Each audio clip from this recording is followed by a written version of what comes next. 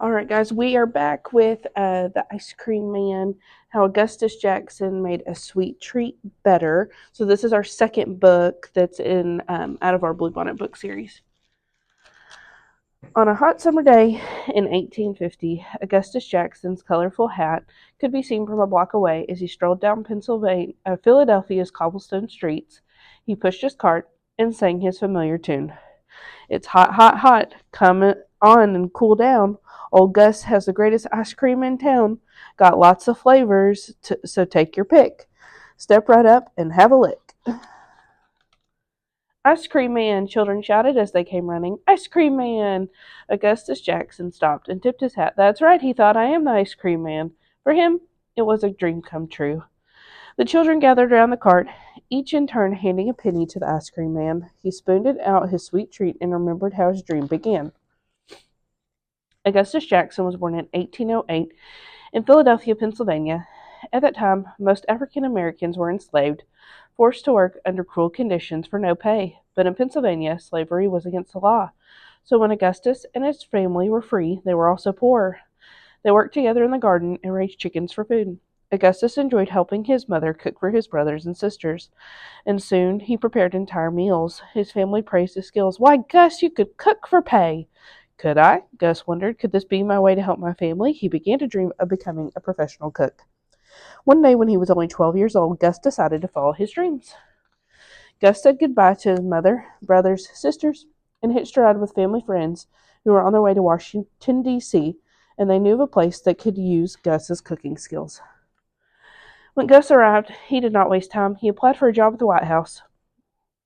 Gus met Jenny Trigger, the head cook. He learned that even though she was enslaved, Jenny ran the kitchen. Jenny took a liking to Gus and hired him to be a kitchen helper. Work hard, Jenny told him, and I'll make you a cook.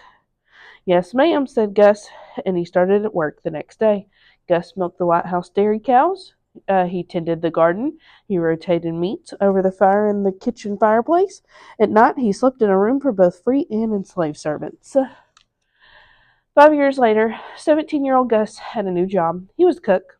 His dream had come true. Gus became an expert in making a cold, sweet pudding with eggs and milk, and it was called ice cream. And it had been a favorite of presidents since George Washington. Gus made the sweet treat in an ice cream machine, a wooden bucket with a metal canister inside. Making ice cream was a slow process. Gus had to time it just right so that it could be ready when dessert was served. The delicacy brought smiles to the faces of the rich, important White House guests.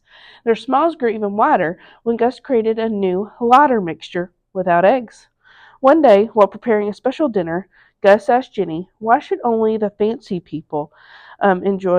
dressed people enjoy ice cream? Why not make everyone smile? Now Gus had a new dream. He would make ice cream for everyone. At the age of 22, Gus said goodbye to Jenny and his friends at the White House and returned to his hometown to embark on his new adventure. Back in Philadelphia, Gus opened his very own ice cream parlor. In the White House, the guests ate Gus's delicious delicacy right away. Now he had a shop. He had to make his ice cream last longer, so he spooned it into quart-sized tins and placed the tins in buckets filled with chipped ice. And then he set the buckets on a big block of ice. Customers crowded inside the parlor to try Gus's one-of-a-kind ice cream flavors. Sometimes Gus brought the ice cream flavors to the customers, and he pushed his cart down Goodwater Street, chanting merrily, ice cream, come and taste, get it before it melts, no time to waste, strawberry, mint, and vanilla too, step right up and try something new. Gus sold all the ice cream that he could make. Gus's success inspired other people to open ice cream parlors too, but no one could make ice cream as frosty, smooth, and sweet as he could. So Gus had an idea. Why not sell his ice cream to the new shop owners? He could do just that, but he would have to invent a way to make his ice cream faster. He had to make it last even longer. One day Gus made his ice cream the way he always does, but he poured the ingredients, sugar, cream, and one of his tasty flavorings into the ice cream machine's metal canister. Then he took the lid, which had a paddle attached to the inside, and tightened it onto the canister. Gus placed the canister inside the wooden bucket. Next, he filled the space around the canister with ice. But on this day, in 1832, he added something to the ice, rock salt. And then he twisted the canister's handle back and forth, swish, swish, and the paddle whipped and spun the mixture. Soon Gus removed the lid. Inside was his famous ice cream, and he had made it in half the time. Gus had discovered that rock salt made the mixture freeze more quickly, and the sooner it froze, the faster it became Gus's great tasting ice cream. So he made more and more, and he created new flavors. Back and forth, rum raisin, back and forth, butter pecan, back swish swish, chocolate. Now Gus can make enough ice cream for the new shop owners and his regular customers too. And the shop owners paid the enormous sum of $1 a quart, but it was worth every penny. Folks in Philly ate it up. Another one of Gus's dreams came true when his whole family came to work in his parlor.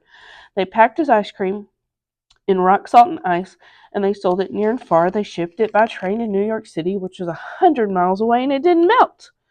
Gus's thoughts came back to the present. He finished spitting out the ice cream to his eager customers, and then he realized his dream and more. But even Augustus Jackson made people smile. Billy's original ice cream man continued on his way, singing, ice cream, quite a treat. Come smile a while and beat the heat. Try butter pecan, rum raisin too. Got a sweet tooth made just for you. And still today, who can eat ice cream without smiling? And that was the ice cream man.